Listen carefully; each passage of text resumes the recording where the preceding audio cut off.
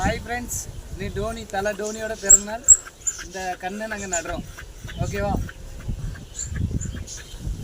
வாங்க பாருங்க.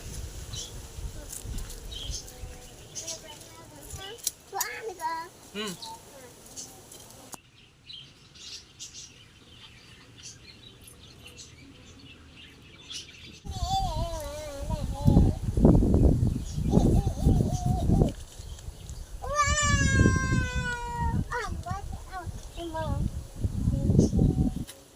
வேண்டியாச்சு.